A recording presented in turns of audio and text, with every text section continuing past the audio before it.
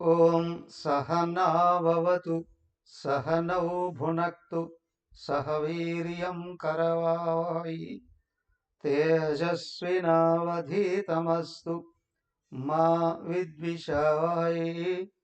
ఓం శాంతి శాంతి శాంతి. ఓం గురుర్బ్రహ్మ గురుర్విష్ణు గురుర్దేవో మహేశ్వరః గురురేవ పరం బ్రహ్మ తస్మై శ్రీ గురవే నమః. ఓం ప్రపన్న పారిజాతాయ స్తోత్రవేత్రైకపాణయే జ్ఞానముద్రాయ కృష్ణాయ గీతామృతదుహే నమః. హరి ఓం. శ్రీమద్భగవద్గీత ఉపోద్ఘాతం కొనసాగిస్తూ ఉన్నాం. నిన్న ఎక్కడి వరకు వచ్చాం?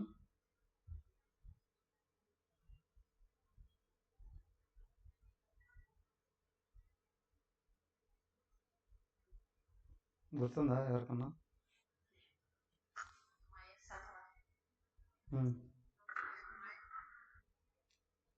సభల దగ్గరకు వచ్చాం.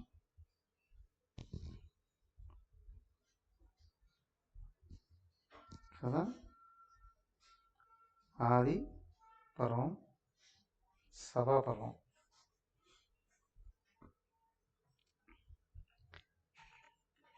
మయసభ, మయుడు అనే రాక్షసుడు కట్టించింది.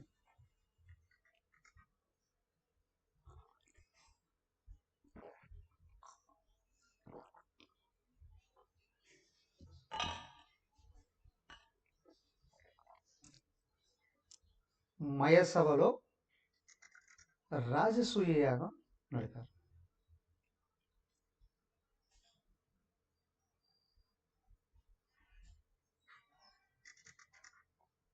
అవును,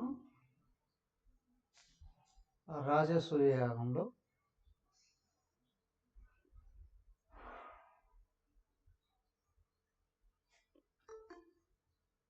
రాజు పట్టాభిషిక్తుడై ఉన్నప్పుడు తన ప్రతిభను చాటుకోవడానికి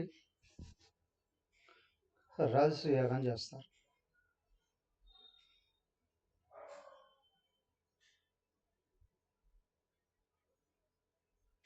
రాజసూయ యాగంలో ఎక్కడ జరిగింది?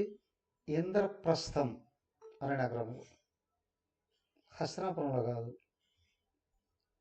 వాళ్ళ ద్రౌపదేవిని వివాహం చేసుకుని తిరిగి వచ్చిన తర్వాత ఆయన చాలా దయదలిచి ఒక అడవిని ఇచ్చి దాంట్లో ఉడిపోండి అని అంటాడు ధృతరాష్ట్రుడు. ఆ అడవిని శ్రీకృష్ణుడి సహాయంతో చదును చేసి ఖండవము అనే వనం, అనేక రకాల అనుగ్రహాలు పొందుతారు అక్కడ.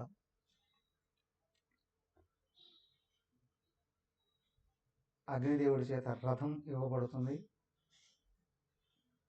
మయుడి చేత మయసభ కట్టించబడుతుంది. దిగ్విజయ యాత్ర చేసి అన్ని వైపుల నుండి సంపదల్ని సాధించుకొని వస్తారు. అయితే ఆ యాగ నిర్వహణకి అధ్వర్యుడుగా, మెయిన్ పురోహితుడుగా కృష్ణుడి యొక్క ప్రేరణ చేత నారదుడు వచ్చి నిర్వహిస్తాడు. బాగా వినండి.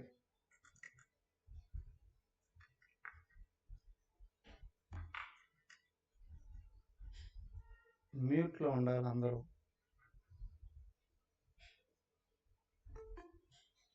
కవిత గారు,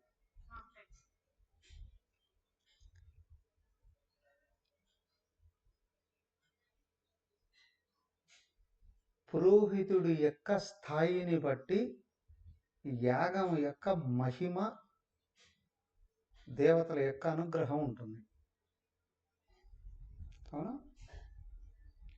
వివాహం అనే తంతు నిర్వహిస్తూ ఉంటారు. దాంట్లో చూడండి, హంగామాతో లక్షలు కాదు కోట్లు ఖర్చు పెట్టేవాళ్ళు కూడా ఉన్నారు. చివరికి పురోహితులకి మంత్రాలు కూడా రాని వాళ్ళని తీసుకొని వచ్చి పెట్టడము.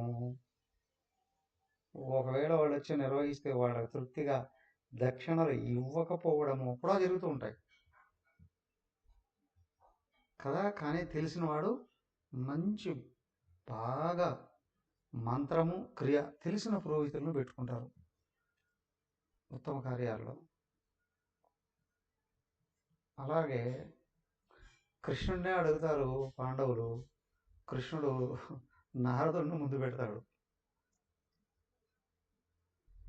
రహస్యయాగంలో. నారదుడు ఎవరిని సలహాలు అడిగి కార్యక్రమాన్ని నిర్వర్తిస్తాడు?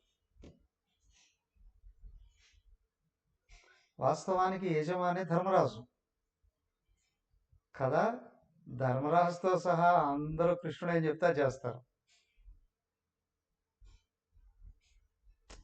ఇప్పుడు బాగా వినండి, కృష్ణుడు పాండవులకు బావా అని అడుగుతున్నారా, లేదా ఆయన భగవంతుడు అని తెలిసి అడుగుతున్నారా?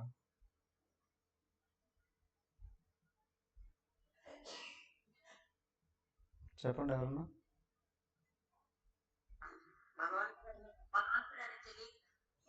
తెలుసా తెలియదా? తెలుసు. మిగతా వాళ్ళకి తెలియదేమో కానీ ధర్మరాజుకు తెలుసు. సో బాగా గమనించండి.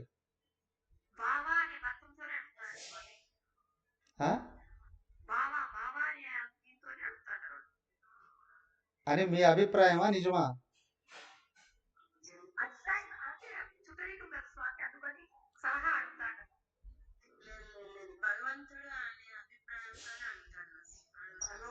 మీ ఇంట్లో గొప్ప కార్యాలని మీ బావగారిని అడిగి చేస్తారా?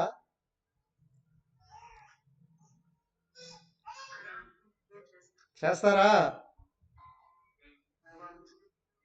కదా. ఇక్కడ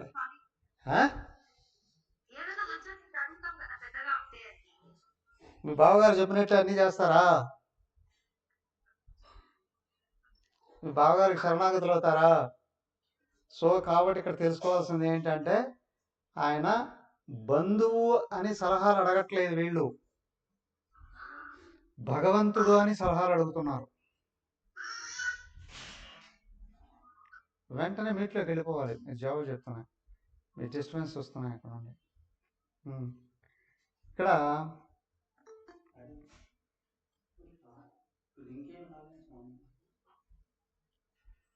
నిన్నటి లింకే కొంచెం ఒక్కటే. వీళ్ళు ముఖ్యంగా ధర్మరాజు ఏం చెప్తే పాండవులు అందరూ అది చేస్తున్నారు కదా. ధర్మరాజు శ్రీకృష్ణుడు ఏం చెప్తే అది చేస్తాడు. పైగా ధర్మరాజుకి వాళ్ళ తల్లి చెప్పింది కృష్ణుడు ఏం చెప్తే అది చేయమని. అక్కడ వివాహం కాకముందే చెప్పినప్పటి నుంచే అరణ్యం నుండి వీళ్ళ అంతఃపురానికి వచ్చేటప్పుడే అక్కడే చెప్పింది, నాయన ధర్మరాజా, కృష్ణుడు ఏం చెప్తాడో అది నీ తమ్ముళ్ళ చేత కూడా నిర్వర్తింపచేయి నాయన అని చెప్పింది తల్లి. అర్థమైందా? తల్లి, తండ్రి లేడు. తల్లి మనకు సర్వము దిక్కు శ్రీకృష్ణుడే, ఆయన ఏం చెప్తే చేయండి అని అంది. అర్థమైందా? సో తల్లి ఏం చెప్పాలి. రెండవది, తమ్ముళ్ళు అన్న చెప్పింది వింటున్నారు, అన్న భగవంతుడు చెప్పింది చేస్తున్నాడు తల్లి మాట మీద. అవునా కదా? బాగా గుర్తుంచుకోండి. అంటే భగవంతుడి అభిప్రాయాన్ని తెలుసుకుని ఆ అభిప్రాయానికి అనుగుణంగా ఎవరైతే వ్యవహారాలు చేస్తూ ఉంటారో ఎన్ని కష్టాలు వచ్చినా చివరికి ఫలం అనుకూలమవుతుంది.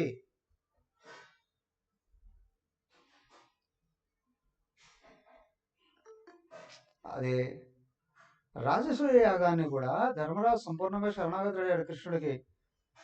ఆయన అఫ్కోర్స్ సంబోధించవచ్చు బావా అని, అయ్యా నువ్వేం చెప్తే అదే చేస్తాము అని అన్నారు. ఇక్కడ కృష్ణుడు ధర్మరాజు కంటే చాలా చిన్నోడు, 4 ఏళ్ళు చిన్నోడు. అర్జునుడికి సమవయస్కుడు. దానికి కృష్ణుడు కూడా భీముణ్ణి ధర్మరాజుని బావాని పిలుస్తాడు సంబోధన. కానీ వీళ్ళకందరికీ కూడా కృష్ణుడు భగవంతుడు అనేటువంటి అభిప్రాయంతోనే వాళ్ళు సంప్రదిస్తూ ఉన్నారు. దానికే శ్రీకృష్ణుడు నారదుల వారికి అప్పచెప్తే నారదుల వారు వచ్చి కూర్చున్నారు.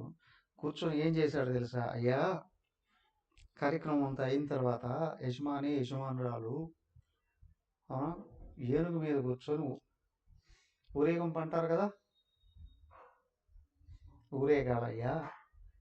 కాబట్టి మీరు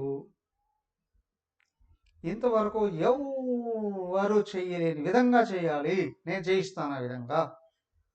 కాబట్టి ఇక్కడ ఏంటి అని అంటే ఏనుగును కూడా అందరి కార్యక్రమాలకు ఒక వేలి ఏనుగుని తెచ్చుకున్న ఆ భూలోక ఏనుగు కాదు, స్వర్గలోకంలో ఉంది ఒక ఏనుగు, 4 దంతాల ఏనుగు, దాన్నే ఐరావతము అంటారు కదా.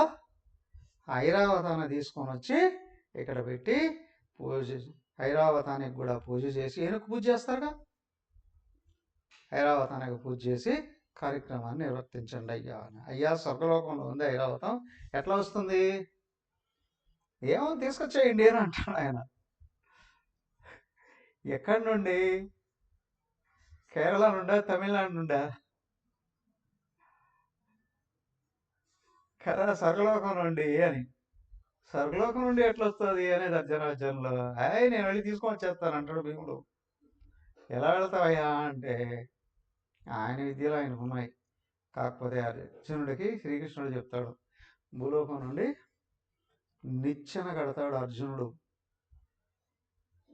శరాలతో, బాణాలతో నిచ్చెన కడతాడు.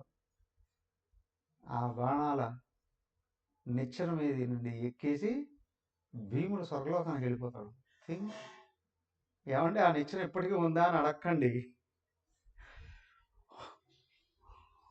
ఉన్నా మనం ఎక్కుతామా ఏంటి కదా. నిచ్చెన మీద నుండి స్వర్గలోకానికి వెళ్ళి స్వర్గలోకంలో ఇంద్రుడు అనుకున్నంత ఐరావతాన్ని తీసుకొని ఐరావతం మీద కూర్చొని ఐరావతం మీద నుండి ఆకాశంలో భూలోకానికి వచ్చేసారు. కార్యక్రమం ఆ విధంగా చేశారు కదా. కార్యక్రమం అంతా అయిపోయింది. అయిపోయిన తర్వాత ఏదైనా ఒక గొప్ప యాగం జరిగింది అని అంటే అక్కడున్న అందరిలోకి గొప్ప ఆయన్ని పూజిస్తారు. ఆయన బ్రహ్మచారి ఉండాలి, బ్రహ్మచారి ఉండాలి.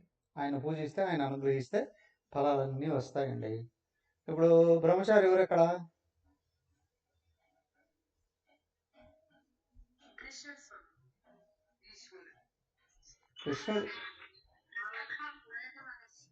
కృష్ణుడికి అప్పుడే పెళ్ళిళ్ళు అయినాయి, చాలా చాలా పెళ్ళిళ్ళు అయినాయి. భారతుడు, అదే ఈయన నారదుడు కూడా ఒక పెళ్ళయింది.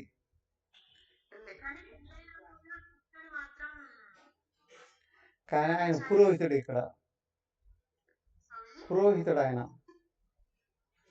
ధర్మరాజు నేరుగా వెళ్ళి భీష్మాచార్యులు అని అడుగుతాడు. భీష్ముడు బ్రహ్మచారి కదా, భీష్ముడు బ్రహ్మచారి కదా. ఆయన పోయి అడుగుతాడు.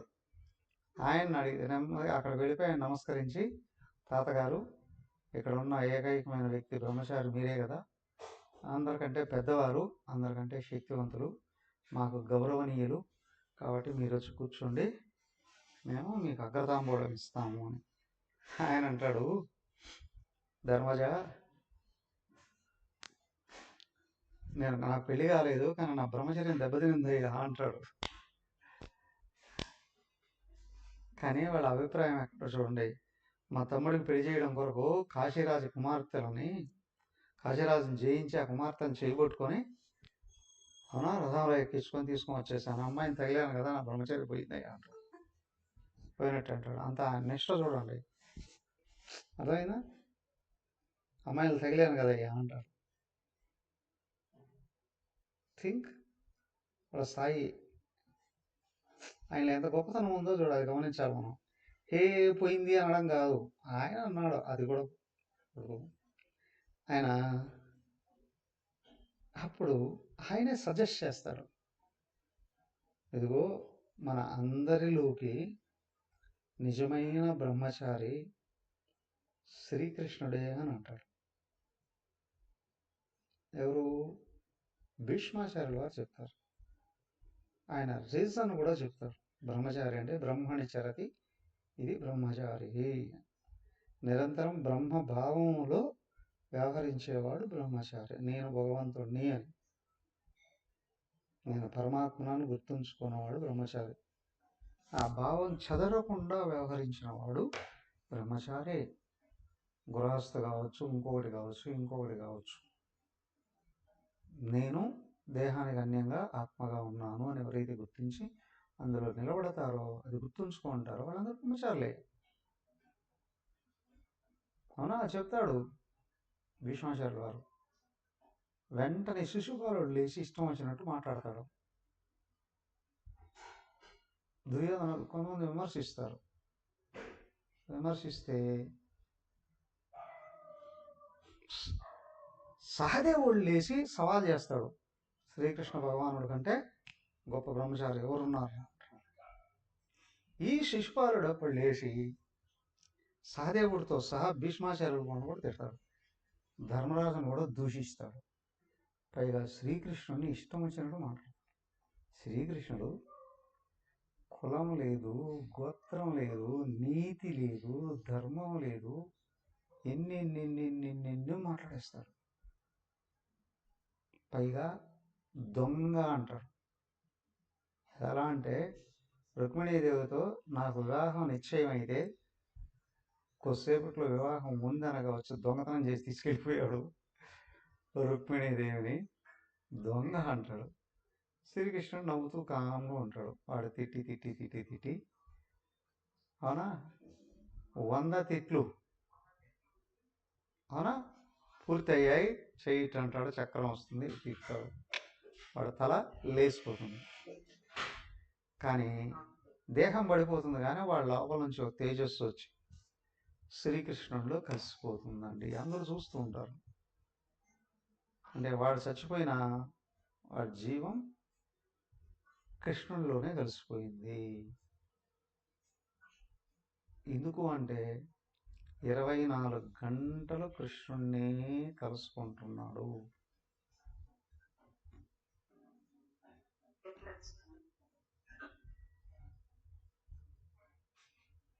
ఎప్పుడు కృష్ణుడిని మరచిపోలేదు.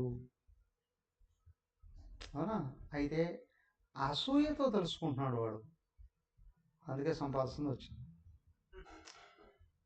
మంగమ్మ గారు మీరు పదే ఫోను అన్మ్యూట్ చేసుకుంటున్నారు, మీ మాటలన్నీ నాకు వినిపిస్తున్నాయి, మీరు మ్యూట్ చేసుకోవాలి, ఫోన్ ఆడియో ఆఫ్ చేసుకోవాలి. మీ పిల్లలు ఎవరికైనా చెప్పి ఆడియో ఆఫ్ చేసుకోండి, మీ వాయిస్ వినిపిస్తుంది నాకు.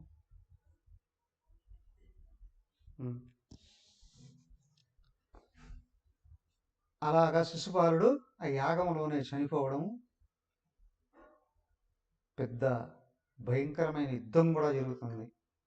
అంతా అయిపోయినా కృష్ణుడినే కూర్చోబెట్టి వీళ్ళ అగ్రతాంగులు వచ్చి కృష్ణుడికి పూజ చేస్తారు. వాళ్ళు పూజ చేసి ఆ యాగ ఫలమంతా ఆయనకి సమర్పణ చేస్తే ఆయన పాదాల దగ్గర కృష్ణుడు ఆశీర్వదిస్తాడు. సంపూర్ణంగా వెళ్ళడం అవునా ఆశీర్వదిస్తాడు. అంతా అయిపోయింది. కార్యక్రమం అయిపోయి వెళ్ళిపోయేటప్పుడు చాలా రోజులు ఉంటాడు కృష్ణుడు అక్కడ, 10 రోజుల పాటు ఉండి పోతూ ఒక మాట చెప్పేసి వెళ్ళిపోతాడు. ధర్మరాజా, శుభమాని యాగం చేస్తే రక్తం చిందించింది, యుద్ధం జరిగిందిగా, కదా. ఎప్పుడు ఏం జరుగుతుందో తెలియదయ్యా, నువ్వు పెద్దల మాటని కాదనకు అని ఒక మాట అనేసి వెళ్ళిపోతుంది.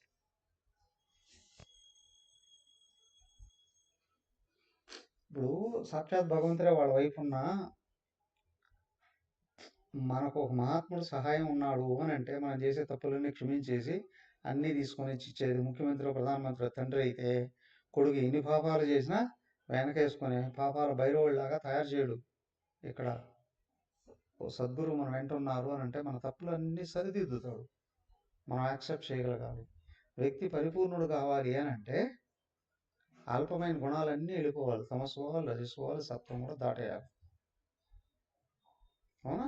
మొదట అన్ని సత్కర్మలు ఆచరించాలి, సద్గుణాలను పెంచుకోవాలి, సత్ జ్ఞానాన్ని పెంచుకోవాలి. దానికి అనుగుణంగా గురువైన, అవునా, మహాత్ముడైన, భగవంతుడైన శిక్షణ ఇస్తాడు కదా. అప్పుడు అన్యదా శరణం నాస్తి త్వమేవ శరణం మమ తస్మాత్ కారుణ్యభావేన రక్ష రక్ష అధునా అని ఎవరైతే సంపూర్ణ శరణాగతులు అవుతారో వాళ్ళే గురువు కానీ భగవంతుడు కానీ చెప్పినట్టు వింటారు, చెప్పినట్టు నడుచుకుంటారు. వినడం కాదు కదా. ఇప్పుడు పాండవులు అపం చేశారు, ఆయన ఒక మాట అనేసి వెళ్ళిపోయాడు. సరే ఆయన అన్నాడు కదా, అట్లాగా ఆశిస్తుంది. ఇక్కడ కొద్ది రోజులు పోతున్నాయి, ఏమైంది, వీళ్ళట వెళ్ళిపోయారు. దుర్యోధనుడికి అవమానం జరిగింది కదా, వాడే ఫీల్ అయ్యాడు కదా. వాడు ఇంటికి వెళ్ళిపోయి ఏంటి ప్రాయోపవేశం చేస్తాను అని అంటాడు. అంటే తెలుసా, సూసైడ్ చేసుకుంటాను అని అంటాడు. నాకు అక్కడ సభలో అవమానం జరిగింది కాబట్టి నేను ఆత్మహత్య చేసుకొని చచ్చిపోతాను అని అంటాడు.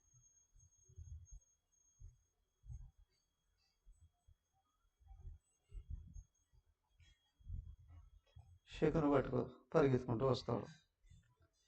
వాళ్ళు అవమానిస్తే వాళ్ళని అవమానించాలి, వాళ్ళని లేపేసేయాలి. కానీ నువ్వు చచ్చిపోతాను అనడం ఏంటి, అల్లుడు అంటాడు. గుర్తించండి, తప్పని సర్దిద్దుకోవాలి అని లేదు, వాడికి లేదు, వీడికి లేదు. ఏ తప్పు చేశానో సర్దిద్దుకుందామని దుర్యోధనుడికి లేదు. అరే నువ్వు ఆ తప్పు చేసావు కదా, దాన్ని సరిదిద్దుకో అని శకుని చెప్పలా. నిన్న వాళ్ళు అవమానించారు, నేను ఉన్నాను కదా నీకు తోడు, వాళ్ళంతా చూద్దాం రా. నువ్వేంటి చచ్చిపోవడం, వీటి దీనికోసమే ఎదురు చూస్తున్నారు. బాగుంది కదా. వెంటనే వీళ్ళు ప్లాన్ చేస్తారు. ఏంటి అంటే వీళ్ళు ప్లాన్ చేసి ఏంటంటే అక్కడికి వెళ్ళాము, ఆ సభ జరగడం వల్ల కదా, అవునా, ఆ సభలో మనల్ని అవమానించారు కదా వీళ్ళు, కాబట్టి ఇప్పుడు మనమే దేశానికి అధినేతలుగా ఉన్నాం, మన దగ్గర సంపదలకు కరువా, సభలు కట్టలేమా, కాబట్టి మనం కూడా ఒక పెద్ద సభ కడదాం, ఆ సభ కంటే గొప్పదిగా మనం కడదాము అని చెప్పి ప్లాన్ చేసి ఆ సభకు పాండవుల్ని పిలిపించి మాయా జూదం ఆడి వాళ్ళను ఓడించి వాళ్ళు కట్టుకున్న సభ, ఆ సంపదలు, అధికారాలు, ప్రాణాలను కూడా దోచేద్దాం అంటాడు.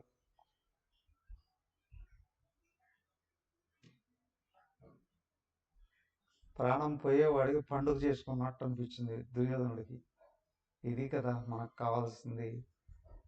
ఓకే అనేసాడు.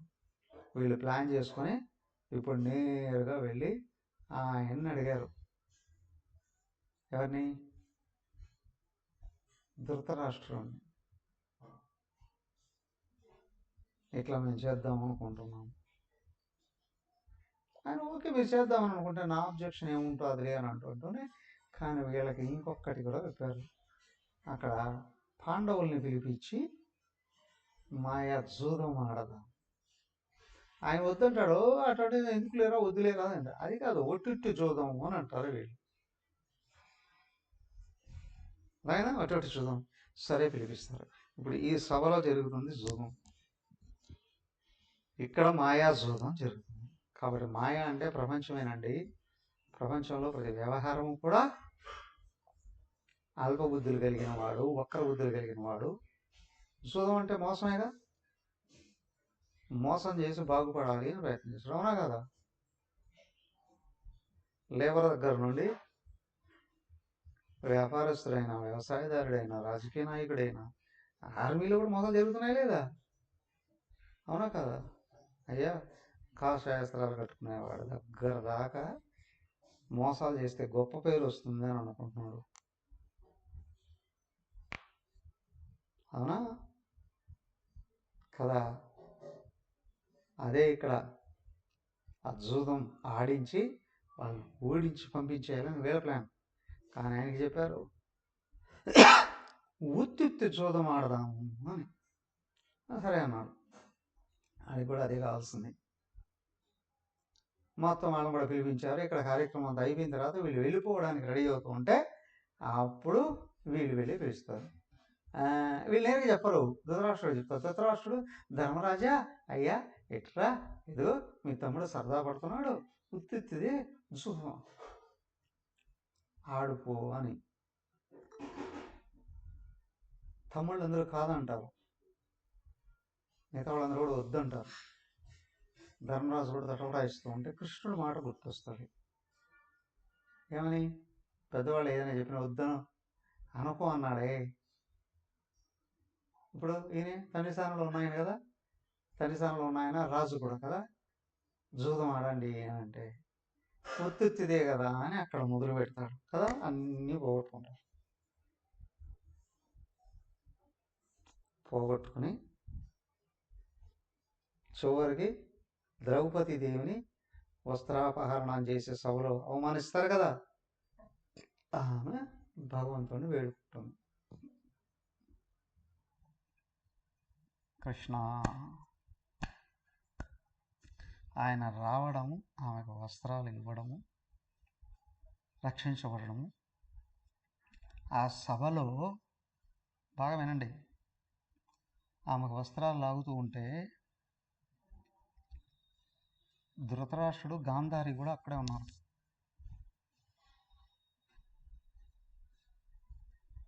ఆపచ్చు కదా వాళ్ళు, అవునా కదా? ఎవరు? వాళ్ళ తండ్రి స్థానంలో ఉన్నవాళ్ళు కదా. అదే వీళ్ళ తండ్రి ఆయన ఎంత గౌరవించాడు, ఇప్పుడు ఆయన ఎదురుగా ఇట్లాంటివి జరగచ్చా? కానీ కృష్ణుడు ఎప్పుడైతే వస్త్రాలు ఇవ్వడం అనేది జరిగిందంతా నిశ్శబ్దం అయిపోయింది. ఏమైంది ఏమైంది ఇప్పుడు ఏమైంది ఇప్పుడు ఏమైంది అని అడుగుతాడు ధృతరాష్ట్రుడు. వీళ్ళెవరో పడిపోయాలే, చచ్చిపోయాలే అని అనుకుంటాడు వాడు.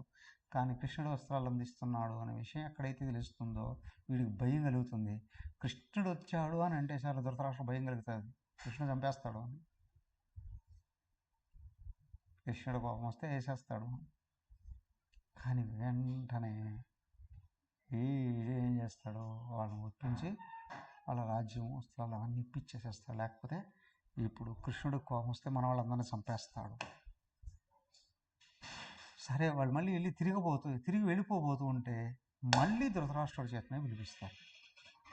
మళ్ళీ జూదం ఆడతారు. వాళ్ళని అవమానపరిచి, అవునా, రెచ్చగొట్టి, వేధించి, అవమానపరిచి నిక్కోకుండా వాళ్ళు బలవంతంగా వచ్చి మళ్ళీ జూదం ఆడేటట్లు చేయిస్తాడు. ధృతరాష్ట్రుడి మాట అక్కడ కూడా. వీళ్ళు ఏం చేయాలి? రాజు కదా, ఎవరైనా దేనికైనా రెచ్చగొట్టి పోటీ పడితే కాదని రాజు వెళ్ళిపోకూడదట. తర్వాత చెప్తాడు అక్కడ. సరే వీళ్ళు నేరుగా ఏం చేస్తారు, ఒకేసారి ఒకే రకంగా కొట్టేస్తారు. ఏమని? ఎవరు ఓడిపోతే వాళ్ళు 12 ఏళ్ళు వనవాసం, 1 సంవత్సరం అజ్ఞాతవాసం. చూడమాడారు పాచికలు కదా. విచిత్రం తెలుసా, శకుని తండ్రి చనిపోతూ అన్నదమ్ములందరితో పాటు వాళ్ళ 100 మంది చనిపోతూ ఈ శకుని వీటిని చిన్నవాడిని ఒక్కడిని మిగిలిస్తూ ఆయన బొటన వేళ్ళు ఇస్తాడట. మాయా పాచికలు శకుని. వీటితో కొంచెం కొంచెం కొంచెం కొంచెం కొంచెం కౌరవుల యొక్క మానం, ధనం, ప్రాణం సర్వము నాశనం చేసేయి అని. అర్థమైందా? ఇప్పుడు ఏం చేస్తాడు చూడండి, నెమ్మదిగా కౌరవుల మీద ప్రజల అందరిలో వ్యతిరేకత, శాపనార్థాలు వచ్చేటట్టు చేస్తాడు మొదటి శకుని. మనిషికి సమాజంలో పూర్తిగా వ్యతిరేకత వచ్చింది అంటే బతికినా సచ్చినట్లే, అదేనా? అన్ని శక్తులు ఉడికిపోతాయి. సమాజం అంతా ఈసడి ఇచ్చింది అంటే దూషించింది అంటే సర్వశక్తులు వెళ్ళిపోతాయి. ఆ పని చేస్తాడు ఇక్కడ. అయిపోయింది, ఓడిపోయారు, వెళ్ళిపోతూ అవునా, ఒక్కొక్కరు ఒక్కొక్క రకంగా శాపం పెడతారు పాండవులు. ఆ శాపాలలో అనేక రకాలుగా ఆ సభలోనే ద్రౌపదీదేవిని తీసుకొచ్చిన సందర్భంలో మొట్టమొదట కర్ణుడు ఉన్నాడే, కర్ణుడు ద్రౌపదిని ఘోరంగా అవమానిస్తాడు. పాంచాలి పంచభద్రుక అనేది కర్ణుడు. ద్రౌపదికి ఆమె జీవితంలో ఎప్పుడు భర్త ఒక్కడేనట. ఆమె ఒకసారిగా 2 భర్తలని ఎక్కడ చెప్పుకోలేదట. ఆ మనసులో ఫీలింగే రాదట. వాళ్ళకి నియమం పెట్టుకున్నారు, ఒక్కొక్క సంవత్సరం ఒక్కొక్కరికి భార్యగా ఉండేటట్లు. ఆ మనసులో వాళ్ళతో మాత్రమే భార్యను అని అనిపిస్తుందట. సంవత్సరం దాటిపోయిన తర్వాత వీళ్ళ సంబంధమే మారిపోతుందట లోపల. చూడండి, వ్యక్తిత్వంలోనే ఆ మార్పులు వచ్చేస్తాయట. వీడు పాంచాలి పంచభద్రుగా ఎప్పటికి అనేక మంది భర్తలు కలిగిన దానా అంటే ఎవరుకుంటారు? అర్థమైందిగా? అది కృష్ణుడిని వేధిస్తుందట లోపల. కానీ అక్కడ అర్జునుడు లేచి శపథం చేస్తాడు, ఈ భూమి మీద నువ్వో నేను ఎవడో ఒక్కడే మిగలాలి.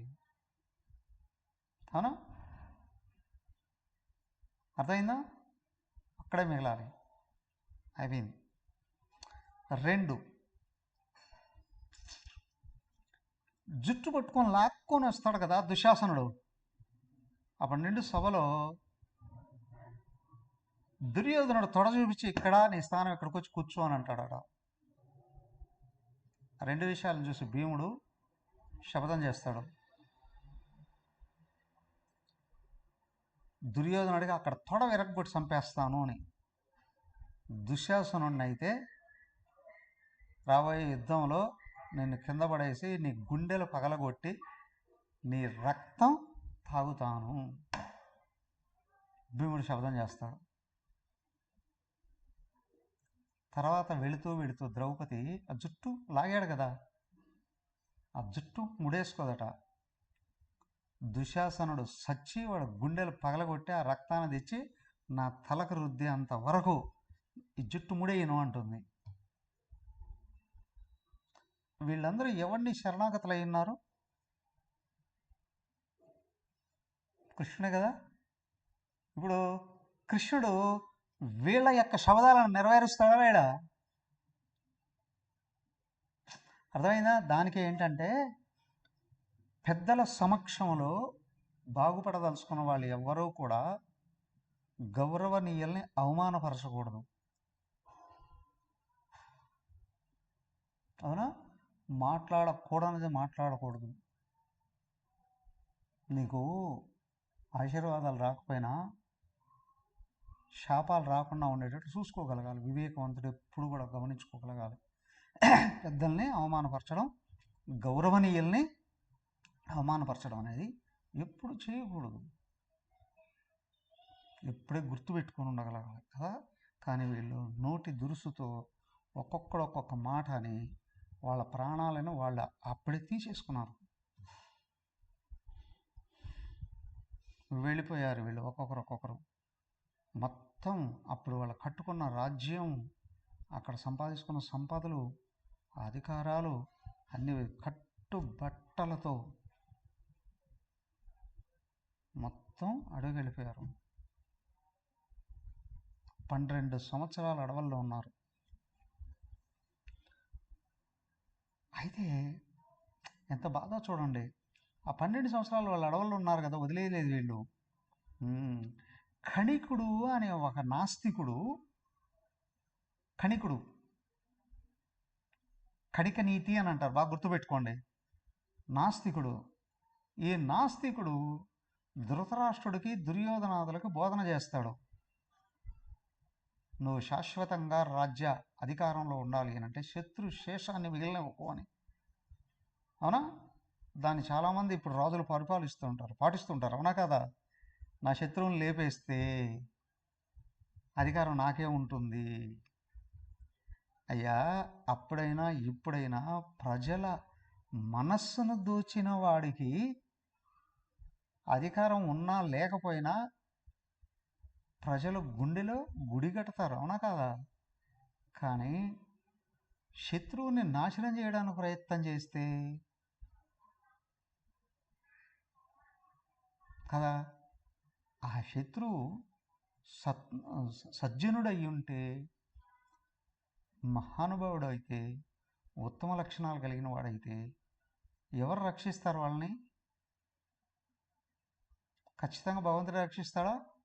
అవును కదా, చూస్తున్నాం కదా మనం. ప్రతి 5 ఏళ్ళకి ఒక గవర్నమెంట్ మారిపోతూ ఉంటుంది. ఎవరు ఎవరిని లేపేయాలని ప్రయత్నం చేస్తున్నారు, అవునా? ఎవరు వాళ్ళ శాశ్వతంగా ఉండాలి అని అనుకుని ఏమవుతూ ఉన్నారో అన్ని విషయాలు తెలుస్తుంటాయి కదా కదా చూస్తూనే ఉన్నాం. ఇది అప్పటి నుంచి నడుస్తుంది. అసుర లక్షణాలు కలిగిన వాడే, రాక్షస లక్షణాలు కలిగిన వాడే శత్రువుని లేపేస్తానని అంటాడు. కానీ సజ్జనుడైన వాడు శత్రువును కూడా గౌరవించి శత్రువు మనసును కూడా దోషేస్తాడు. ఈ లోపల ప్రజలందరూ వశమైపోతారు, అవునా? కానీ అక్కడ ఏం చేస్తారు చూడండి, ఆ కణిక నీతిని ఆపోషణ బట్టి ధృతరాష్ట్రుడు వాళ్ళ పిల్లలు ఏదడిగితే అది ఓకే అని పాండవుల్ని భూమి మీద లేకుండా చేసేయాలని చెప్పి అనేక సార్లు దాడి చేయిస్తాడు. ఊరికే దాడి కాదు, చంపేయాలి అని. అనా వాటిలో 1-2 విషయాలు చూడండి. కామ్యకోణంలో ఉండేటప్పుడు ఈ దుర్యోధనాదులు వాళ్ళ పర్మిషన్ తీసుకునే సైన్యంతో సహా వచ్చి అడవికి వెళుతున్నాము అని. అడవికి ఎందుకు వెళ్తారు అప్పట్లో? ఇప్పుడు కార్తీక మాసం వస్తే వనభోజనం అంటారు కదా, అవునా? వనములో భోజనం, అవునా? వీళ్ళు కూడా అక్కడికి వెళ్ళి విధి చేసుకొని వస్తాము అనే మాట చెప్పి తెలుసు వాడికి కూడా. అలాగా వచ్చినట్టు వచ్చి పాండవులను చంపేసి వెళ్ళిపోదాము అని అనుకుంటారు. వీళ్ళకి ఏ దిక్కు లేదు కదా అని వస్తూ వస్తూ ఏం చేస్తారు దుర్మార్గులుగా, మధ్యలో ఈ చిత్రకేతువు అనే ఒక గంధర్వ రాజు, అవునా? ఆ చిత్రకేతువు ఆయనకి ఇక్కడ ఒక వనం ఉంటుందట. యక్షులకి, కిన్నెరలకి, కింపురుషులకి, గంధర్వులకి భూలోకంలో అడవులలో అప్పుడే ఫామ్ హౌస్లు ఉండేటివి, గార్డెన్స్ ఉండేటివి. అలాగే ఈ గంధర్వుడికి అత్యంత అందమైనటువంటి ఒక గార్డెన్ ఉండేదట. ఆ గంధర్వులు అందాన్ని అక్కడ పెట్టుండేవాడట, అవునా? వీళ్ళు పోతూ పోతూ పోతూ ఏం చేశారు, ఆ గంధర్వుల గార్డెన్స్ మీద పడి మొత్తం నాశనం చేయడానికి ప్రయత్నం చేస్తుంటే వాళ్ళు ఎదురు తిరుగుతారు. కానీ వీళ్ళు వాళ్ళని చంపేయడానికి ప్రయత్నం చేస్తే అప్పుడే వచ్చేస్తాడు ఈ చిత్రకేతువు.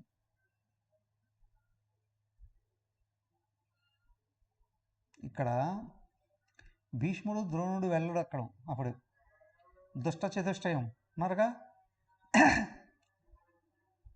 వీళ్ళల్లో అశ్వత్థామ వీళ్ళు కూడా కలుస్తారు. వీళ్ళందరినీ చిత్రకేతు తరిమి తరిమి తరిమి తరిమి కొడతాడు. కర్ణుడు పరిగెత్తి పారిపోతాడు చిత్రకేతు దెబ్బగా తట్టుకోలేక.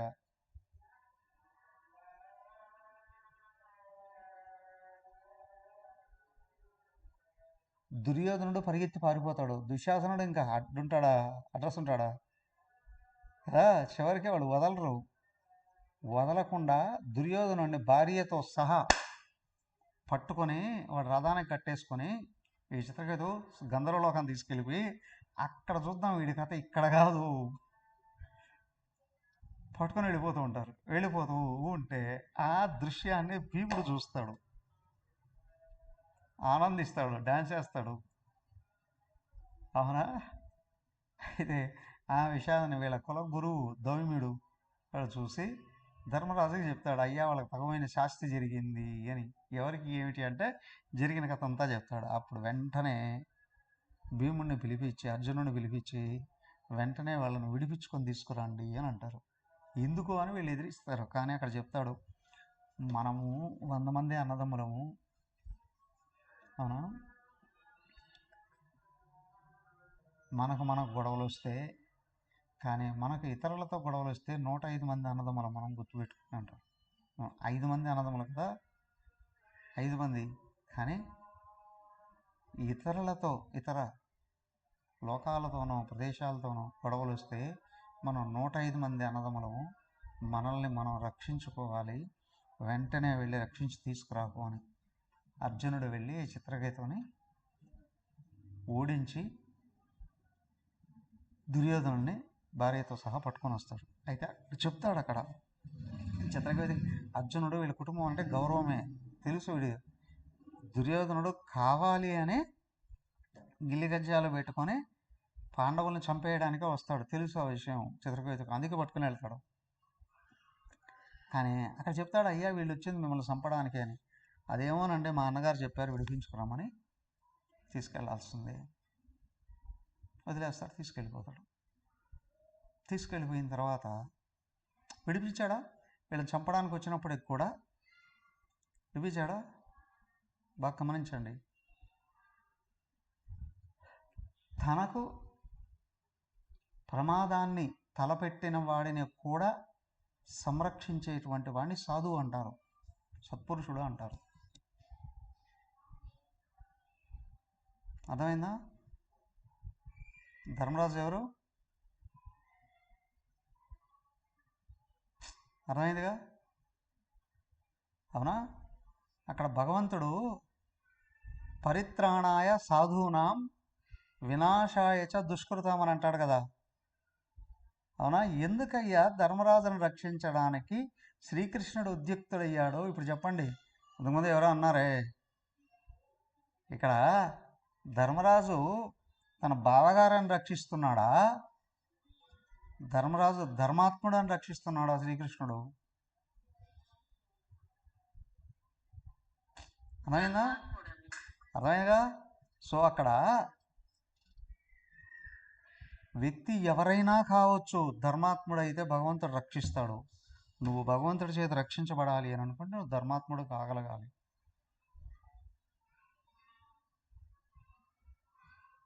అర్థమైనా? బాగా గమనించండి. ఎవరు ధర్మాన్ని వదలలేదో వాళ్ళు భగవంతుడి రక్షణలో శాశ్వతంగా ఉంటారు.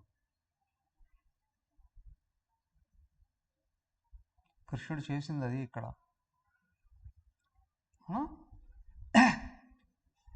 తనను చంపడానికి వచ్చినప్పటికీ కూడా ధర్మరాజు ఆ కౌరవులను రక్షించి వదిలిపెట్టేశాడు. కానీ వీడి కిందికి తిరిగి వచ్చేసిన తర్వాత కృతజ్ఞత చూపించకుండా వాళ్ళని చంపడానికి వెళ్ళినప్పటికీ కూడా నా సావును వాళ్ళు అడ్డుపడి, నా సావుకు అడ్డుపడి నన్ను రక్షించారు కదా, కృతజ్ఞత లేని కృతజ్ఞునుడు ఎవరు? దుర్యోధనుడు. అక్కడ మళ్ళీ ప్రాయోపవేశం చేసుకోవడానికి ప్రయత్నం చేస్తాడు. అసలు నేను ఎందుకు అడవికి పోవలే, పో తినిపో, ఆ వనంలోకి ఎందుకు వెళ్ళవలే, వెళ్ళి తినిపో, ఆ గంధర్వులతో యుద్ధం ఎందుకు చెయ్యవలే, చేసి తినిపో, వాడికి ఎందుకు చిక్కవలే, చిక్కి తినిపో, వీళ్ళ చేతి ఎందుకు రక్షించబడవలే, చీచీ చీచీ చీ, పాండవుల చేత రక్షించబడ్డ నేను ఎందుకు బతకాలి, మామా మళ్ళీ చనిపోతాను అంటాడు. అవునా? తామసక బుద్ధి కలిగిన వాడు దుర్యోధనుడు. ఎవరి బుద్ధి తమస్సులో ఉంటుందో కష్టం వచ్చినప్పుడంతా చచ్చిపోతాను అని బెదిరిస్తూ ఉంటారు. అవునా కదా? వాళ్ళు స్త్రీలైనా సరే పురుషులైనా సరే అంటుంటారు కదా, పురుషులు కూడా, నేను చచ్చిపోతాను, నేను వెళ్ళిపోతాను, నేను పారిపోతాను. అవునా? బెదిరిస్తూ ఉంటారు లైఫ్ పార్ట్నర్ని, ఎయిదర్ వైఫ్ ఆర్ హస్బెండ్. తామసక బుద్ధి కలిగిన వాడు నిరంతరం పార్ట్నర్ని బెదిరిస్తూ ఉంటాడు. వీడు అలాగే చేస్తున్నాడు. ఇప్పుడు గమనించి చూడండి, దుర్యోధనుడు రాజే కానీ తామసక బుద్ధి, తనకు మేలు చేసిన వాడిని కూడా సంహరించాలి అని, నాశనం చేయాలి అని బుద్ధి కలిగిన వాడు. అక్కడ కూడా మళ్ళీ శకుని అడ్డుపడతాడు. శకుని అడ్డపడి మళ్ళీ ప్లాన్ వేస్తాడు, ఇంకొక ప్లాన్ చూసి వాళ్ళని చంపుదాంలే అని. ఈ లోపల అరణ్యవాసం అయిపోతుంది. కానీ అరణ్యవాసంలో ఇంకొకటి 2 విషయాలు చెప్పుకోవాల్సినవి. అరణ్యవాసం అంతా వాళ్ళు ఊరికి అడవుల్లో అక్కడక్కడ చెట్టుకొకరు పుట్టకొకరు అవి ఏడ్చుకుంటూ కూర్చోాలి. వాళ్ళని కృష్ణుడు ఊరికే ఉండనివ్వలేదు. మొదట ఋషుల దగ్గరికి వెళ్ళి జ్ఞానం నేర్చుకునేటట్టు చేశాడు. మొదట ఒక 5 సంవత్సరాలకు పైన. అవునా? ఆ తర్వాత తపస్సులు చేసి దేవతలను మెప్పించి వరాలు పొందేటట్టు చేశాడు. ఆ సందర్భంలోనే ఇంద్రుడు వచ్చి అర్జునుడిని ఇదే చెప్తారు, కొంతమంది ఉత్తర భారతదేశం అంటారు, కొంతమంది విజయవాడ అంటారు, ఇంద్రకీలాద్రి. శివుణ్ణి ఓడించడం, శివుడి మెప్పు పొంది, అవునా, ఆయన చేత పాశుపతాస్త్రాన్ని పొందడం. అప్పుడు ఇంద్రుడు వచ్చి అర్జునుడిని స్వర్గలోకానికి తీసుకుని వెళ్ళడం, అక్కడ కాలకేయుల మీద యుద్ధం చేసి ఇంద్రుడికి విజయాన్ని చేకూర్చడంతో దేవతలందరూ కలిసి అర్జునుడికి ఆశీర్వాదాలు ఇవ్వడం, వాళ్ళ శక్తులన్నీ ఈయనకు దానం చేయడం. అవునా? దేవతలందరూ వాళ్ళ శక్తులు ఇచ్చారు అస్త్రశస్త్రాల రూపంలో. అవునా? బలాన్ని చేకూర్చుకోవాలిగా యుద్ధానికి వెళ్ళాలంటే. ఎలక్షన్ వచ్చిందంటే ఏం చేస్తారు? కోట్లు దాస్తారు కదా. మొదట కోట్లు టన్నులు కొద్దీ ఆల్కహాల్, అవునా, ఇంకా పనికిమాలిన వస్తువులు అన్నీ కూడా దాస్తారా లేదా కదా. వీళ్ళు కూడా యుద్ధం వచ్చిందంటే శక్తులు కావాలిగా. వీళ్ళు నేరుగా దేవతలను మెప్పించే శక్తులను సంపాదించేశారు. అలాగా స్వర్గలోకంలో 5 రోజులు ఉంటాడు అర్జునుడు, భూలోకంలో 5 ఏళ్ళు అయిపోతుంది. అవునా? 10 ఏళ్ళు అయిపోయింది కదా. ఆ మిగతా 2 ఏళ్ళు వ్యాసుల వారు ప్రాధాన్యత తీసుకుంటారు. వ్యాసుల వారు వచ్చి ధర్మరాజుకు ఒక మాట చెప్పి వాళ్ళు ఆయన చెప్పినట్టు నిర్వహిస్తూ అనేకమైన భయంకరమైన తపస్సులను చేస్తూ మొత్తం రెడీ అవుతారు. ఇక్కడ చివరి సంవత్సరం వచ్చింది, అజ్ఞాతవాసంలోకి వెళ్ళాలి. అక్కడ కూడా వ్యాసుల వారు ద్వారాగా శ్రీకృష్ణుడు చెప్పిస్తారు వీళ్ళు ఏం చేయాలి, ఎక్కడికి వెళ్ళాలి, ఏం చేయాలి అనేటువంటి విషయాలన్నీ వ్యాసుల వారి ముందు ఉంటారు. మహానుభావులు అందరూ కూడా ఆయన్ని ముందు పెట్టి వీళ్ళకి రక్షణ చేయిస్తారు. ఎక్కడికి వెళ్ళాలి అనే దాంతో సహా. అజ్ఞాతవాసంలో ఎక్కడికి వస్తారు? ఒక చిన్న రాజ్యం విరాటరాజు కొలువులోకి వచ్చి వీళ్ళు మారు వేషాలలో ఆయన దగ్గర పనులు కుదిరితే అర్జునుడు భయపడుతూ ఉంటాడట. మనం అందరం దాక్కొని ఉండగలం, కానీ అర్జునుడి శక్తిని ఎవడు దాచగలడు, కష్టం అవుతుందని బాధపడుతూ ఉంటే ఈ లోపల నారదుల వారు గుర్తు చేస్తారు, స్వర్గలోకంలో ఆ రంభ కోరిక తీర్చకపోవడం వలన అర్జునుడికి శాపం కలుగుతుంది కదా, నపుంసకుడు అయిపోదుగాక అని. అవునా? అక్కడ అంటాడు, ఇక్కడ ఆ శాపం ఇక్కడ వరం అవుతుందిలే, అర్జునుడి రూపం కూడా మారిపోతుంది, బృహన్నల ఓ డాన్సర్ లాగా మారిపోతాడు. అవునా? ప్రపంచంలోనే సాటి లేని మహావీరుడు బృహన్నల ఓ డాన్సర్ లాగా మారిపోతాడు. కట్టు బొట్టు నడకతో సహా వయ్యారంగా నడవడం మొదలు పెడతాడు అర్జునుడు. అసంకల్పితంగా అక్కడ శాపవశాత్తు ఇక్కడ, అవునా, నడకం చూసి చెప్తారుగా వీరుడా వీరుడా అని. అవునా? అది ఇక్కడ నడక కూడా మారిపోతుంది, ఏం కనిపెట్టడానికి అవకాశమే లేకుండా. ఆ సంవత్సరం ఉత్తరకి ఈయన డ్యాన్స్ నేర్పిస్తారు. వాళ్ళందరూ ఉన్నారుగా, కంకుబట్టుగా ధర్మరాజు, వలలుడు అనే వంటవాడుగా భీముడు, అవునా, గోగుల కాపరిగా సహదేవుడు, గుర్రాల నైపుణ్యత కలిగిన వాడుగా నకులుడు, వీళ్ళందరూ. ద్రౌపది దేవుడు కూడా వచ్చేస్తుంది కదా సైరంధ్రిగా. ఆ విరాటరాజు భార్యకు చెలికత్తిగా ఉంటుంది. అదా అంతా అయిపోయిన సంవత్సరం పూర్తి కాబోయే సందర్భంలో అక్కడ ఒక భయంకరమైన విషయం జరిగింది. ఏంటి? ఈ విరాటరాజు భార్యకు తమ్ముడు, బామ్మారుది, ఎవడు? కీచకుడు.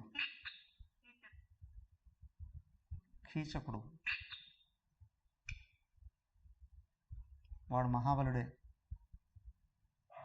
కీచకుడు, బకాసురుడు, భీముడు జరాసంధుడు, ఇంకొకడు హిడింబాసురుడేమో,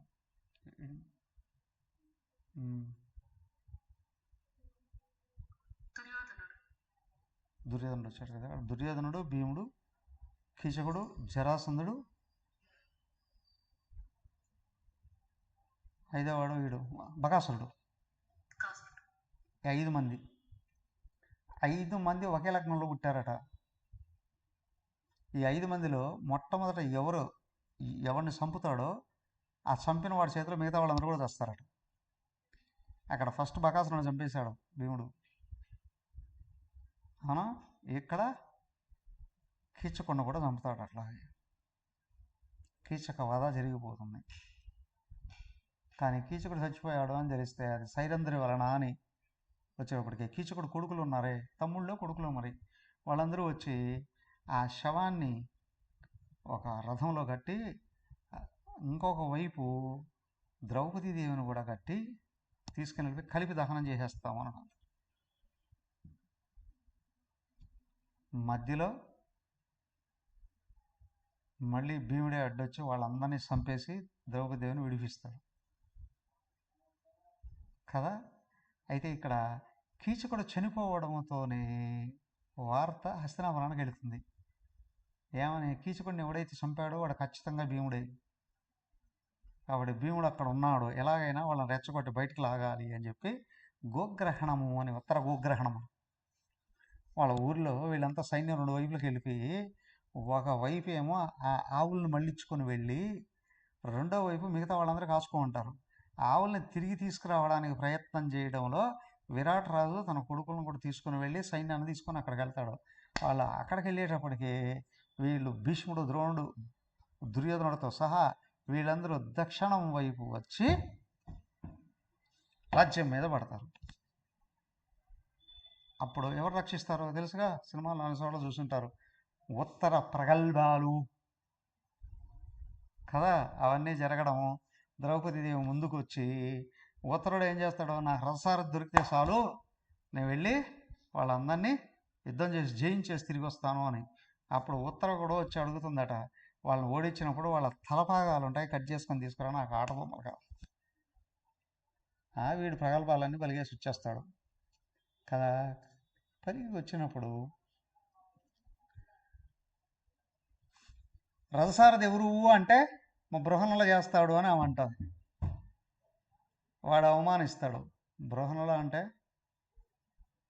కదా, అతను చేస్తాడా? అవమానిస్తాడు. కానీ చేస్తాడు. వెళ్ళు, నీకు అతను ఇప్పుడు తీసుకుని వెళ్ళిన తర్వాత ఏం జరిగింది? కరెక్ట్గా అక్కడికి వెళ్ళిపోయారు. ఈయనకి అదే రోజుకి శాపం విడిపోయింది, అజ్ఞాతవాసం పూర్తయింది. కానీ దుర్యోధనుడి అభిప్రాయం ఏంటంటే ఇంకా 2 రోజులు ఉంది. అవునా? వీళ్ళ అజ్ఞాతవాసం 1 రోజు కాదు, 1 గంట ముందు బయటపడ్డా కూడా మళ్ళీ 12 ఏళ్ళు అరణ్యవాసం, 13వ సంవత్సరం అజ్ఞాతవాసం మళ్ళీ తగిలించడానికి ట్రై చేస్తారు కదా. అప్పుడు ఏం జరిగింది? దీని అంతరార్థంతో పాటు మిగతా కథ రేపు చెప్పుకోవడానికి ప్రయత్నం చేద్దాం. హరి ఓం. వచ్చేసింది ఇక అజ్ఞాతవాసం అయిపోయి తిరిగి వచ్చేటప్పటికే కురుక్షేత్ర సంగ్రామం రాబోతుంది. మన భగవద్గీత స్టార్ట్ అవుతుంది. ఏమైనా చూద్దాం రేపు.